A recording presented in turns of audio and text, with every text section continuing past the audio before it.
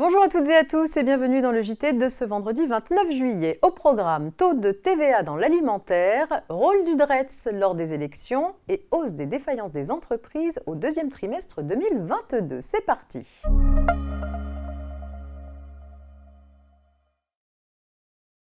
La loi de finances pour 2022 prévoit une simplification des taux de TVA applicables aux denrées alimentaires dont les modalités viennent de faire l'objet de commentaires du fisc.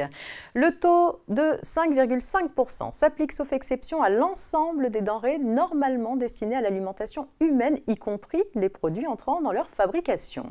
Les produits destinés à l'alimentation animale et les produits utilisés dans la production agricole sont quant à eux soumis au taux de 10%.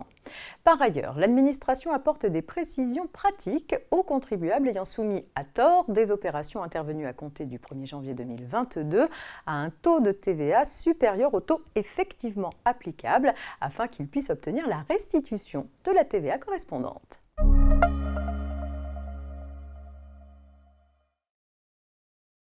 On s'intéresse à présent au rôle du DREETS lors des élections. La répartition du personnel dans les collèges électoraux et celle des sièges entre les différentes catégories de personnel font en principe l'objet d'un accord entre l'employeur et les syndicats intéressés.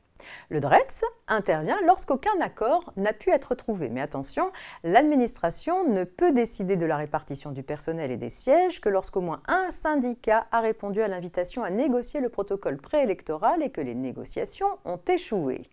La Cour de cassation en a déduit que cette décision administrative ne peut intervenir qu'à l'issue d'une tentative loyale de négociation, ce qui n'était pas le cas dans cette affaire. L'administration se devait donc de renvoyer les parties à négocier.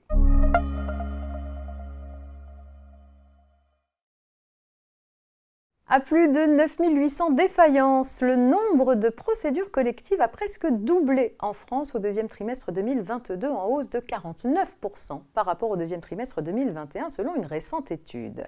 Il avait déjà progressé de 35% au premier trimestre 2022. La tendance à la hausse s'accélère ainsi nettement à raison de 800 nouvelles défaillances chaque semaine. L'étude anticipe 37 000 défauts au total pour l'année 2022. Alors que les redressements judiciaires ne représentent que 24% des procédures, les liquidations judiciaires directes atteignent un niveau élevé de 73% en hausse de 46,4%. Les TPE sont particulièrement touchées, elles représentent 93% des procédures ouvertes en hausse de plus 47% sur un an. Le nombre de défaillances de PME augmente encore plus nettement, plus 74%.